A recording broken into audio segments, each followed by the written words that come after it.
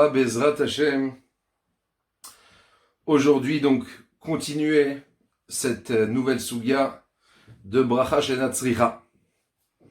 On va commencer avec une Gemara, Bezrat Hashem.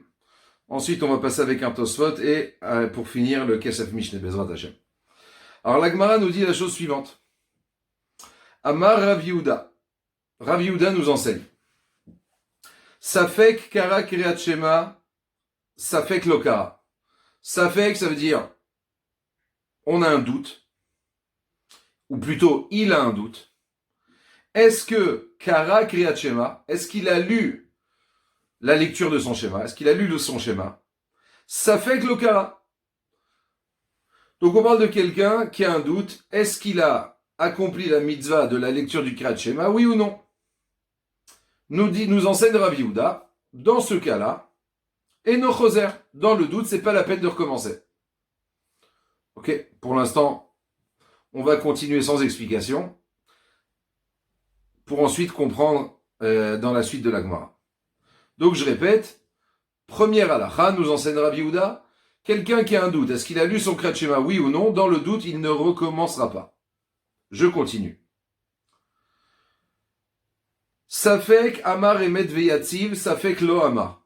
Maintenant, s'il a un doute concernant la bracha après le Kriyat Shema, celle qu'on fait le matin, Emet Veyativ. Il a un doute. Est-ce qu'il a lu Emet Veyativ? Il n'a pas lu Emet Veyativ. Donc, Safek Amar Emet Veyativ, Safek Lo Amar. Choser Veomer Emet Veyativ. Dans le doute, il faudra recommencer. Et la Gemara donc demande des explications. Elle aimerait comprendre pourquoi. Le pourquoi de la question. Pourquoi dans le doute, concernant le Kriyat Shema, je peux m'abstenir, je n'ai pas recommencé, alors que dans la bracha de Emet Veyativ, il faudra recommencer la bracha. Pourquoi? Nous dit la Gemara, Maï Ta'ama, quelle est la raison? Maï Ta'ama, quelle est la raison? Kriyat Shema de Rabanan, Emet Veyativ de Oraita. Nous dit la Gemara, écoute, l'explication, elle est très simple. C'est que Rav Yehuda, lui, pense que la lecture du schéma, la mitzvah de lire le schéma, c'est une mitzvah midérabanan. Ok? Donc, or, vous savez très bien que safek dérabanan, les kula. Quand j'ai un safek vis-à-vis d'une mitzvah midérabanan, dans le doute, j'ai fait la mitzvah, je n'ai pas fait la mitzvah. Les kula. On est indulgent, on est mekel. Donc, étant donné que la lecture du schéma d'après Rav Yehuda, c'est midérabanan, c'est la raison pour laquelle, si j'ai un doute, je m'abstiendrai. Alors que pense Rav Yehuda, Emet Veyativ de Oraita. Emet Veyativ, c'est une mitzvah, le fait de faire cette bracha de Emet Veyativ, c'est une mitzvah minatora. Pourquoi? En vérité, Rashi sur place, bon, il ne figure pas dans les feuilles, mais en vérité, Rashi sur place dans la Gemara explique en quoi Emet Veyativ c'est Minatora. Nous dit Rashi, étant donné que dans Emet Veyativ, on parle de Yetziat Mitzrayim, de la sortie d'Égypte, et qu'on a une mitzvah Minatora, chaque jour de se souvenir de la sortie d'Égypte. Voilà pourquoi Emet Veyativ est Minatora. Donc, si j'ai un doute concernant une mitzvah Minatora, bien entendu, ça fait que d'Oraita, les Khumra, on est plus strict, on est markmir. Maintenant, attention, ne soyez pas étonnés, je comprendrai très bien votre étonnement. Ce qu'on étudie maintenant, hein, l'opinion de Rabbi Yehuda cette opinion n'est pas, bien entendu, retenue dans la halakha. C'est-à-dire que, d'après nous, bien entendu, c'est une mitzvah minatora que de lire le schéma. Mais à partir du moment où lui, Rabbi Yehuda, voilà les conclusions auxquelles il est arrivé. C'est que le Kriyat Shema, c'est une mitzvah des Rabbanan. Donc, dans le doute, je ne recommence pas. Ça fait que des Rabbanan des Kula. La mitzvah de Emet Veyativ, la bracha de Emet Veyativ, c'est une bracha minatora. Dans le doute, je dois recommencer. Comme nous enseigne le principe, ça fait que d'Oraita les Khumra. Très bien. Maintenant, on va passer à Tosfot. Tosfot, il ne se situe pas du tout, en vérité, sur la Gemara qu'on vient d'étudier, vu que Tosfot se trouve dans Masechet Rosh Hashanah. Maintenant, je vais vous mettre un petit peu dans le sujet bien qu'en vérité on aurait pu s'en passer, mais peu importe. La Gemara rapporte que le jour de Rosh Hashanah, une fois qu'on a terminé de sonner du shofar, donc on n'a plus besoin du shofar. D'accord? Alors nous dit la Gemara, on peut laisser les enfants, après que tout le monde ait fait la mitzvah, ça y est, on est sorti du Bet HaKnesset, les Shana Tova Tikatevu Vetechatemu, les Chaim Tovim Ul Shalom, tout le monde a fait la mitzvah, Baruch Hashem, mitzvah minatora, le premier jour d'écouter le shofar. Maintenant, il y a des enfants qui veulent s'amuser avec le shofar pour sonner, pour s'entraîner. Nous dit la Gemara, tu peux les laisser faire. Pourquoi? Parce qu'on aurait pu croire que, en vérité, vous savez qu'une fois qu'on a fait la mitzvah, le shofar lui-même est un objet mouktsé. Pourquoi? Parce que je n'en ai plus besoin. D'accord?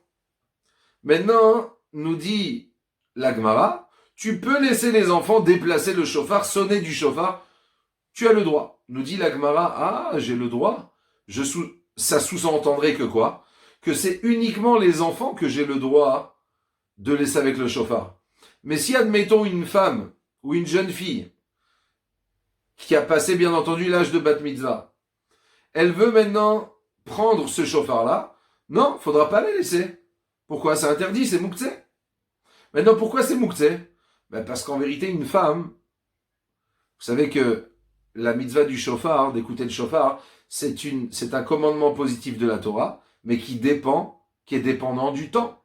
Pourquoi? Parce que si aujourd'hui, j'ai envie de sonner du shofar et d'accomplir la mitzvah, ben vous pensez bien que faudra le camisoler au plus vite. D'accord? Pourquoi? Parce que la mitzvah d'écouter le shofar, mais c'est seulement le premier Tishrei. C'est seulement un Rosh Hashanah. C'est pas au courant de l'année. Donc on voit que ce commandement positif-là, il est lié au temps. Or, tous les commandements positifs qui sont liés au temps, les femmes en sont p'turot, exemptées. Donc en vérité, les femmes ne sont pas chayavot d'écouter le shofar. Si nos femmes, actuellement, font l'effort d'aller écouter le shofar, c'est parce qu'on a, Baruch Hashem, des tzadkaniot. Et que malgré qu'elles n'ont pas l'obligation, elles veulent quand même le faire. Très bien, extraordinaire. C'est un comportement très pieux de leur part, magnifique. Mais en vérité, elles sont pas chayavot. Donc si elles sont pas chayavot, nous dit la Gemara, donc ça sous-entendrait que quoi?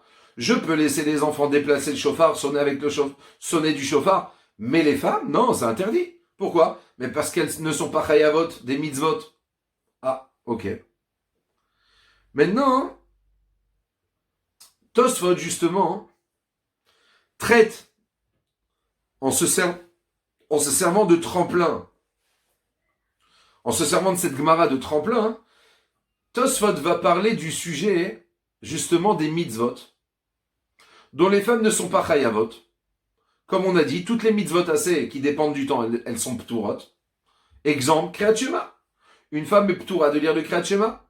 Maintenant, attention, quand je parle du Kriyat Shema, ça veut dire, en vérité, c'est marqué dans les poskim que, oui, elles doivent prendre sur elles le joug d'Akadosh Baruch Hu, en lisant la première phrase, etc. Mais en vérité, elles ne sont pas, c'est pas comme les hommes. Nous, les hommes, on a un temps, on a un moment bien précis jusqu'auquel on peut lire le schéma le matin. D'accord? En vérité, même le soir, le Khatrila est marqué avant minuit. On est censé lire le schéma avant Khatzot. D'accord? Donc, étant donné que c'est une mitzvah qui est liée par le temps, par exemple, les femmes sont p'turot de Kriyat Shema. Donc maintenant, ce que Tosfot, le problème dont Tosfot va parler, c'est de savoir, du coup, est-ce qu'une femme qui veut faire une mitzvah dont elle n'est pas obligée de faire, c'est-à-dire s'il y a une femme qui veut lire le schéma, c'est pas assourd. S'il y a une femme qui veut prendre le loulav à Soukot, c'est pas assourd. C'est pas interdit. Elle n'est pas chayevet, on est d'accord. Mais ce n'est pas interdit. Maintenant, la question de ce soit, c'est de savoir, ok, c'est pas interdit. Mais est-ce qu'elle a le droit, du coup, de carrément faire la bracha? Ah, parce que si on dit qu'une femme, elle est p'toura, à ce moment-là, si elle fait la bracha, donc la bracha, elle est pour rien. Pourquoi? Parce qu'elle n'est pas dans l'obligation, elle n'est pas contrainte à accomplir cette mitzvah. Donc s'il n'y a pas de mitzvah, il n'y a pas lieu de faire une quelconque bracha. Donc si maintenant elle s'amusait à lire la bracha, est-ce que peut-être ça serait une bracha levatala? Alors regardez ce que nous dit Tosfot.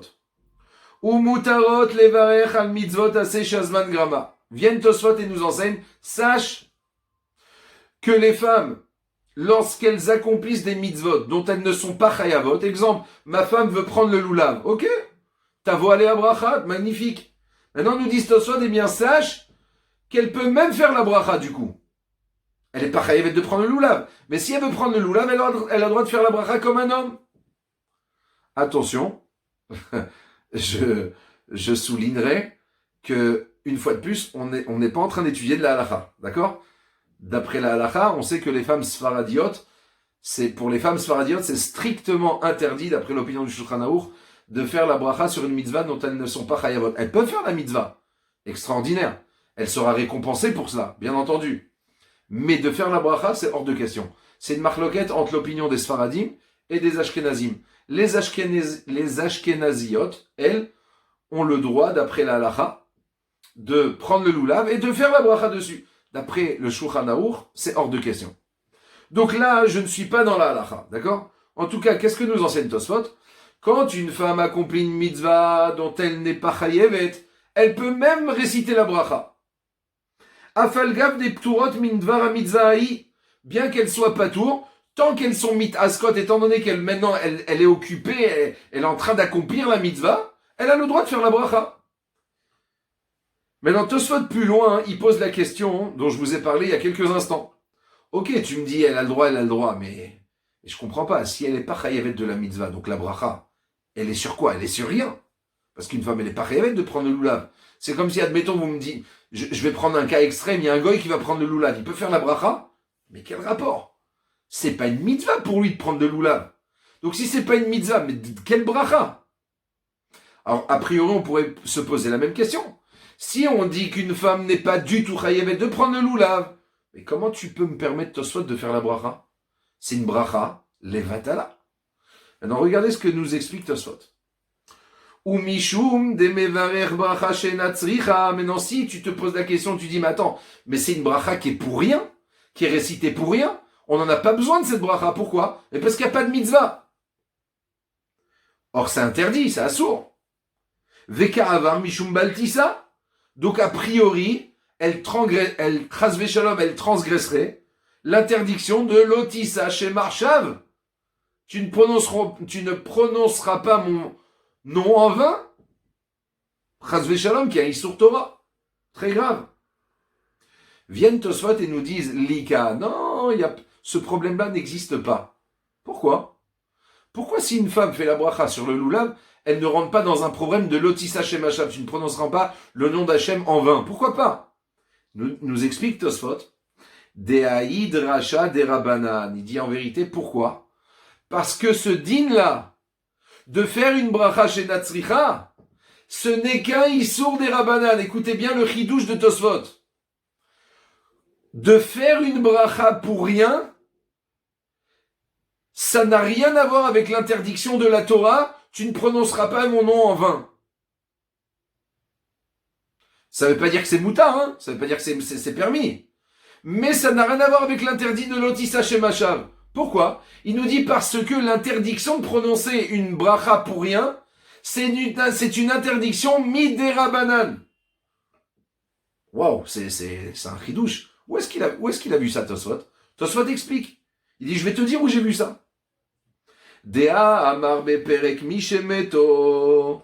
Car on a enseigné dans la Gemara, dans le chapitre Mishemeto, d'Afkaf Aleph Amoud Aleph. En fait, c'est la première Gemara qu'on a étudiée ensemble. Ça fait Kara Emet Veyatziv, ça fait Klokara. Qu'est-ce qu'il nous a enseigné Rav Yehuda? Quelqu'un qui a un doute.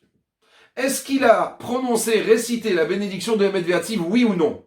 Maintenant, on a expliqué dans la Gemara que d'après Rav Yehuda, le fait de réciter la bracha d'Emet Veyatziv, c'est un commandement de la Torah. Or, si j'ai un doute concernant un commandement de la Torah, il faudra être mahmir. Seulement, ils disent Tosfot, mais attends, il y a un problème. Il y a ici un commandement positif de la Torah. Admettons, donc on va dire d'après Rav Yehuda, admettons, il y a un commandement, il faut réciter la bracha d'Emet Veyatziv. Très bien. Si j'ai un doute, d'habitude, j'ai un principe qui m'enseigne, concernant une mitzvah minatora dans le doute, il faut recommencer. Donc recommence la bracha. Il dit, mais attends, je comprends pas. si je recommence la bracha d'Emet Veyatziv, si cette bracha-là, parce qu'en vérité, c'est un petit peu la roulette russe, j'ai une chance sur deux d'avoir tout juste. Mais j'ai une chance sur deux d'avoir tout faux. Pourquoi? Parce que j'ai un doute. Peut-être j'ai récité la bracha, donc j'ai tout faux. J'ai pas le droit de la réciter maintenant. Peut-être je l'ai déjà récité. Pardon, excusez-moi, je me suis embrouillé. Peut-être j'ai déjà récité la bracha, donc tu es en train de faire une bracha levatala. Peut-être tu ne l'as pas récité, donc tu dois réciter. Donc j'ai une chance sur deux de faire une bracha levatala. Maintenant, toi, par souci d'accomplir un commandement positif, tu vas transgresser un commandement négatif. Jamais de la vie. Le commandement négatif repousse. Donc il dit, je comprends pas, la Gemara. Ok, j'ai un safek, est-ce que peut-être j'ai récité ma bracha, oui ou non? Je comprends, t'as un doute. C'est vrai que dans le doute, de manière générale, concernant une mitzvah minatora, faut recommencer. Il dit, mais ici, si tu recommences, tu rentres dans un autre problème. Tu rentres dans un Issour Torah, un safek Issour Torah, et pas n'importe lequel, l'otis Hachem Hashav. Viennent Tosfot et nous prouvent, donc tu vois de là que quoi? Qu'en vérité, si la Gemara ne nous a pas empêché de recommencer Medveyativ, ça prouve que au cas où, le Medveyativ que je vais prononcer maintenant, au cas où il est en trop, il est pour rien, c'est une bracha chez Natsricha, ben je transgresse pas un Issour Torah. Parce que si c'est un Issour Torah, jamais on m'aurait permis de recommencer Medveyativ dans le doute, même si je suis dans le doute. Pourquoi? Parce que dans le doute, je peux pas me permettre un Safek Issour Torah. Peut-être que je transgresse un interdit de la Torah. Ça, d'aucune manière. Donc, nous prouve Tosfot. Au pire, si le Medveyativ, tu l'avais déjà récité, donc tu fais une bracha qui est pour rien. Une bracha qui est pour rien, c'est pas un Issour Torah. Ah! Voilà Tosfot. La preuve de Tosfot. Tosfot nous a prouvé que de réciter une bracha pour rien, hein, ça s'appelle pas l'otis Hachem Hashav. Ah, alors vous allez me demander, c'est quoi alors l'otis Hachem Hashav? Oui, je continue au Tosfot. Safek kara emet viatzif safek lokara, choser vekore, velo asrinan mi safek mishum lotisa. On lui a pas interdit dans le doute, mais peut-être que tu vas dire le nom d'Hachem en vain. L'otis Hachem Hashav? Non. Donc tu vois bien que c'est pas un Issour Torah. Maintenant, pourtant il nous dit, mais comment tu peux dire que c'est un dérabanan? Pourtant, on a appris dans Masechet Tmura qu'il est interdit de prononcer le nom d'Hachem en vain. D'où on apprend ça? D'un pasouk. Il y a marqué dans le pasouk Midirtiv, Et Hachem Elokecha Tira. Tu craindras l'Éternel ton Dieu. Et de là-bas, on apprend, qu'est-ce que ça veut dire je le craindrai? Ça veut dire, attention, on ne prononce pas son nom pour rien. Viens Tosfot et nous explique, je vais t'expliquer qu'est-ce que ça veut dire. C'est vrai qu'il y a une interdiction de dire le nom d'Hachem en vain, mais tu sais de quoi on parle? Stam de quelqu'un qui va prononcer le nom d'Hachem. Amonai. Stam pour rien, il va dire Amonai. Quoi Amonai? T'as pas le droit de prononcer le nom d'Hachem. Tu as transgressé Hachem Elokecha Tira, c'est un Issour Torah. Mais de faire une bracha pour rien, une bracha dont j'aurais pu me passer, c'est pas un Issour Torah. C'est pas un Issour Torah. D'accord? Pour finir, Bezrat Hashem, on va étudier maintenant le Kesef Mishneh. Le Kesef Mishneh nous dit, Veyesh Lomar, il y a lieu de dire, Sheksha Davar Asiato Mechuyevet, Afalpi Sheu Safek. Il dit, lorsque quelqu'un se doit d'agir, de faire quelque chose, vous allez tout de suite comprendre de quoi il s'agit. Même si il se doit d'agir dans le doute. Exemple. Kegon Safek Karakirat Shema. Admettons quelqu'un qui a un doute. Attention, là, le Kesef Mishneh, il est en train de parler selon la halakha, c'est-à-dire selon ce que nous on pense. C'est-à-dire que nous on pense que la mitzvah de lire le schéma, c'est une mitzvah minatora. Maintenant, admettons quelqu'un qui a un doute. J'ai fait le schéma, j'ai pas lu le schéma, je me rappelle plus. Il te dit, qu'est-ce qu'elle dit la halakha? Dans le doute, faut recommencer. C'est une mitzvah minatora, dans le doute, recommence. Ok. Donc en vérité, je dois recommencer la lecture du schéma. Parce que c'est un doute, d'accord? Mais je dois recommencer. Alors il dit Kevan de Kaimalan Sfekadoraita Lechumra. Pourquoi je dois le recommencer? Parce qu'on du fait du principe de Safek Doraita Lechumra. Donc il dit étant donné à partir du moment où la halakha te demande de recommencer, peu importe quelle est la raison du fait que tu dois recommencer. Je m'en fiche de savoir que, tu sais pourquoi je dois recommencer? Parce que j'ai un doute. Oublie ça. Tu dois recommencer, oui ou non? Oui, je dois recommencer. Alors il dit, tu sais ce qui va se passer maintenant? Hilkar mevarech lefanea ou lacharea keilu vadaï lokara. C'est la raison pour laquelle, du coup, je ne prends plus en considération le pourquoi tu dois lire. Tu dois lire, ok, tu dois lire. Si tu dois lire, comment on lit le Kriyat Shema? On lit le Kriyat Shema accompagné des brachot avant, des brachot après. Mais attends, mais les brachot c'est des rabanan. Ça fait que des rabanan les coups là, on aurait dû dire, écoute, le Shema c'est une mitzvah minatora, dans le doute je recommence. Mais les brachot qui sont des rabanan, dans le doute je recommence pas. Il dit non, à partir du moment où tu te dois de lire le schéma, si tu te dois de lire le schéma, tu le lis comme il faut. Comment? Accompagné de ces brachot. Maintenant, une fois de plus, vous allez dire, mais attends, mais peut-être que quand je vais faire les brachot, c'est des brachot levatala. Je suis en train de dire le nom d'Hachem levatala. Non. Pourquoi? Parce qu'une fois de plus, c'est pas un Issur Torah. Si de lire une bracha qui n'a pas sa place, c'est un Issur Torah. Mais jamais on m'aurait permis de recommencer avec les brachot. Alors moi, mon problème, c'est que le schéma, c'est pas les brachot. Donc de là, on comprend, une fois de plus, d'après ce qu'on a étudié aujourd'hui en tout cas, que l'interdiction de l'Otis Hashem Hashav, de dire le nom d'Hachem Levatala, ne concerne pas quand je récite une bracha qui n'a pas sa place, qui est en trop. D'accord? Ça s'appelle pas Levatala. Maintenant, vous allez me dire pourquoi? Peut-être, il me semble, attention, c'est moi qui parle. C'est probable que la raison, c'est que finalement, quand je dis une bracha, même si elle est pour rien, Baruch ata Hashem, Elokeinu melech haolam, ha'ariv ha'aravim. J'ai fait la bracha du schéma. Mais attends, mais comment tu fais la bracha? Je comprends pas. Attends.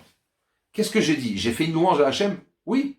Bon, alors ça s'appelle pas que j'ai à ce point-là prononcé le nom d'Hachem pour rien. Je parle pas de quelqu'un qui pour rien, à tout va, prononce Amonai. Pourquoi? Pour rien. Ça, là, tu transgresses le Issour. Mais quand tu fais une louange à Hachem, alors en vérité, cette louange, elle est mal placée. Parce qu'on fait pas, je peux pas en plein milieu de la journée dire, Baruch ata Hashem Elokeinu melech haolam ha'ariv ha'aravim. Ok, j'ai fait une louange. Mais cette louange, en vérité, elle a un contexte. Cette louange, elle doit être avant Kriyat Shema. Je peux pas comme ça mais malgré tout, c'est une louange. Donc j'ai pas transgressé un Issur Torah. Messieurs, j'espère que j'ai été clair. Bonne continuation. Et Be'atzlacha au prochain épisode Be'ezrat Hashem. Baruch Adonai l'olam, amen, amen.